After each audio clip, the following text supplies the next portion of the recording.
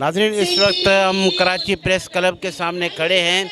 जैसा कि आपको मालूम है कि 2-3 दिन पहले कोयटा से एक बलोच घरेलू औरत को उठाया गया और उस पर बाद में ये इल्ज़ाम लगाया गया कि वो एक खुदकश थी। हालांकि ये सरासर एक झूठ और इल्ज़ाम था।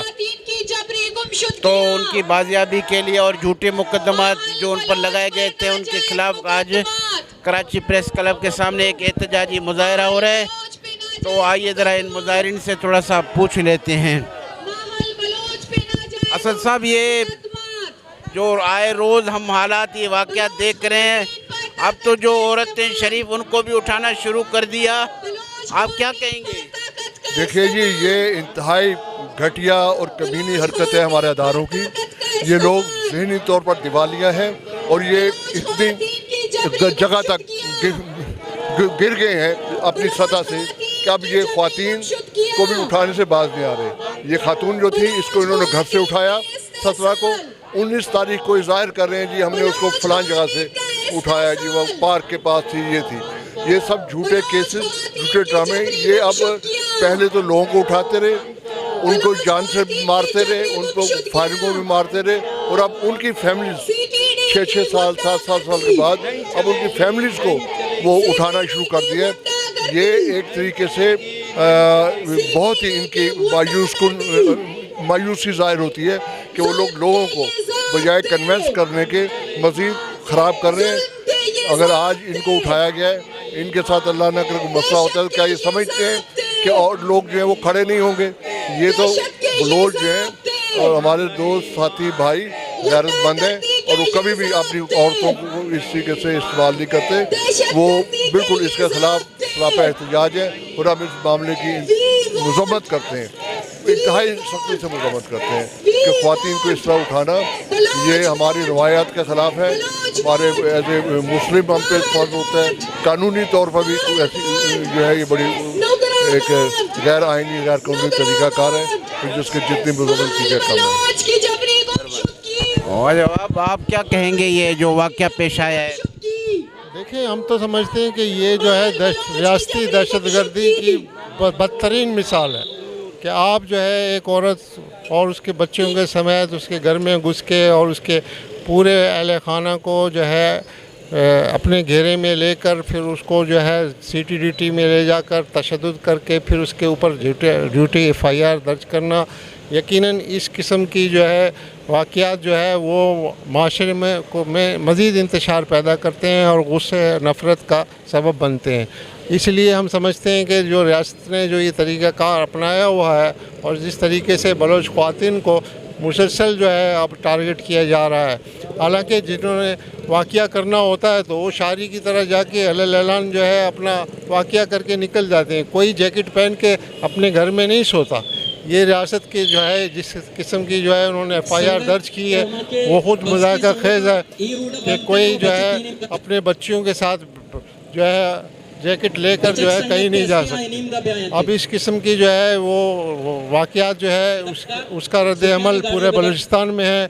यकीनन अब जहाँ पर भी एक बलोच भी है दुनिया भर में, वो सब जो है इसकी न सिर्फ इसकी मज़म्मत कर रहे हैं और बल्कि इस पर तशवीश का इज़हार कर रहे हैं। हम मुतालबा करते हैं कि जो है माल बलोच को फ़ौरी तौर पर रहा किया जाए और उस पर जो दर्ज झूठी FIR है उसको फ़ौरी तौर पर खारिज किया जाए।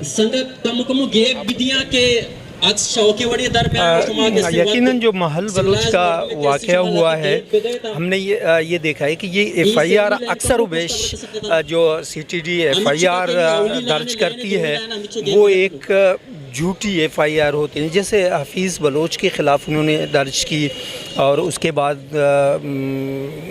ओशाब का भी हुआ एक खातून का वाक़या, ये तमाम FIR झूठी साबित हुई है। अब माहौल बलूच का FIR जो हमने पढ़ा है उस वो FIR ख़ुद तस्दीक करती है कि मैं झूठा हूँ। और जबरी गुमशुदगियों का मामला रोज़ हम सड़कों पर दिखाई देते हैं। अब तो एक जैसे एक आम सी बात लगने लगती है लोगों को कि इनको कोई काम नहीं है, ये रोज सड़कों पर आते हैं। लेकिन जो जुल्म, जो जबर, जो तशद्दुद, जो हालात हमारे ऊपर, जो इस्तेसाल जिस तरीके से हमें किया जा रहा है, वो इस मुल्क के मीडिया के सामने नजर नहीं आती।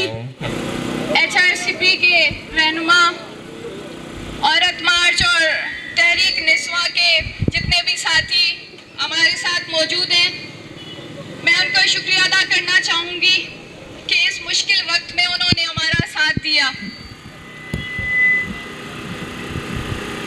आज का एहतजाज माहल बलोच के लिए है। माहल बलोच जिनको आज चौथा दिन मुकम्मिल होने जा रहा है कि उनको उनके घर से कोयटा में सैटेलाइट टाउन में जो है एक फ्लैट के अंदर रात के 9 बजे CTD पुलिस और सिविल कपड़ों में मलबूस लोग आते हैं, उनके दरवाजे पर खटखटाते हैं। जब माहल बलोच अपने 2 छोटी बच्चियों के साथ और अपनी सास के साथ हैरानी में दरवाजा खोलती है तो जो है अचानक से CTD के एहलकार घर के अंदर दाखिल होते हैं और घर में हर एक कमरे की, हर एक जो है कोने की छानबीन करके तलाशी लेते हैं। और इसी दौरान माहल बलोच पर मुख्तलिफ जो है उनको मुख्तलिफ तरीके से इन्वेस्टिगेट किया जाता है, मुख्तलिफ सवालात पूछकर। चूँकि ये फैमिली के लिए बिल्कुल एक अचानक से इनका आना पूरी फैमिली के लिए एक सदमे से कम नहीं था। और इसी सब में आखिर में माहल बलोच को उसके 2 छोटी बच्चियों के साथ, जो कि एक 4 साल का है और एक 6 साल की है, इनको इनकी सास के साथ इनकी आंखों में स्याह पट्टियां बांधकर इनको अपने साथ स्याह शीशों वाली गाड़ियों में डालकर एक गैर जो है एक ऐसी जगह पर मुंतकिल किया जहां पर उन्हें खुद भी नहीं मालूम था कि वो कहां है। पूरी रात माहल बलोच के बच्चों को और उनकी सास को एक कमरे में बंद किया गया और दरवाजे से बाहर माहल बलोच को इन्वेस्टिगेट किया। उन पर चीखे, उन पर चिल्लाए, उन पर जो है तशद्दुद की आवाजें, वो लाते, वो चीखे, उनकी जो है बच्चियां 15 घंटे तक दरवाजे के अंदर ये इस तरह के हालात जो है माहल बलोच की चीखती हुई, पुकारती हुई आवाज को उन्होंने सुना। ये सहमी हुई बच्चियां जब सुबह हुई तो सुबह में इनकी सास समेत इन 2 छोटी बच्चियों को कोयटा के एक सुनसान रास्ते में छोड़ दिया गया और उसके बाद माहल का अभी तक नहीं मालूम वो कहां और किस हाल में है। कल से हम देख रहे हैं कि एक प्रोपेगेंडा जारी है माहल बलोच के हवाले से। CTD की तरफ से एक स्टेटमेंट आई है कि माहल बलोच के घर से, बल्कि माहल बलोच के घर से नहीं, माहल बलोच एक खुदकुश हमले की तैयारी कर रहे थे और उनके घर के पास जो एक पार्क है, चिल्ड्रन पार्क, वहीं से इनके मुखबर ने इनको इतला दी और इन्होंने जाके वहीं से इसको उठाया, जो कि बिल्कुल मनगढ़ंत नाजायज इल्जामात है। माहल बलोच को मैं खुद पर्सनली जानती हूँ, उसकी फैमिली को मैं जानती हूँ। कहीं से माहल बलोच आज तक किसी एक्टिविटी में शामिल नहीं रही है। माहल बलोच आज तक किसी एहतजाजी मुजाहरे में तक नहीं आई है। हमारी समझ से बालातर है कि बलोच खवातीन को इस तरह क्यों टारगेट बनाया जा रहा है। शायद इस वजह से कि हम जो है अपने इलाकों को छोड़कर वहाँ के फौजी ऑपरेशनों से हम तंग आकर हम शहरों में आए हैं, यहाँ पर अपने बच्चों को पढ़ाना चाहते हैं। इस जुल्म और जबर को आश्कार करने के लिए हम मीडिया के सामने आते हैं। शायद इस चीज को काउंटर करने के लिए बलोच खवातीन को इस तरीके से उठाकर और उन पर बेबुनियाद इल्जामात लगाया जाता है। इससे पहले भी 3 तारीख को, इसी महीने की 3 तारीख को कोयटा से रशीदा बलोच और मोहम्मद रहीम जहरी को उनके छोटे बच्चों समेत और वालदा समेत जबरी तौर पर गुमशुदगी का निशाना बनाया गया। दूसरे दिन जो है उनकी वालदा और 2 छोटे बच्चों बलोच 11 दिन तक जबरी तौर पर गायब रही। जब उसके बाद वापस वो अपने घरों तक आई तो किसी भी लॉ एनफोर्समेंट ऑर्गेनाइजेशन ने, किसी भी अदारे ने उनसे ये पूछने की जहमत नहीं की कि आपको किसने उठाया था, आप पर क्या चार्जेस थे, आपको जो है किस बुनियाद पर और आपके साथ कौन सा तरीका रखा गया। सिर्फ कानून जो होती है, मीडिया होती है, या फिर हमारे मिनिस्टर्स की जो बड़े बड़े ज़बानें हैं, वो सब उस वक्त खुलती हैं जब इन्हीं अदारों की तरफ से बेबुनियाद मुकदमात जारी होते हैं। हम मानते हैं कि बलोच खवातीन की तरफ से खुदकुश हमले हुए हैं, लेकिन जिन्होंने खुदकुश हमले किए हैं उनके बच्चों को अपने सड़कों पर नहीं देखा है। ये बिल्कुल बेबुनियाद इल्जामात लगाए जा रहे हैं और इसमें मैं समझती हूँ कि हम में से कोई भी महफूज नहीं है। हम शायद आज माहल बलोच है तो कल जो है हम में से किसी एक के घर पे आके छापा मार के और ये कह के जो है इसके घर से खुदकुश जैकेट बरामद हुआ है।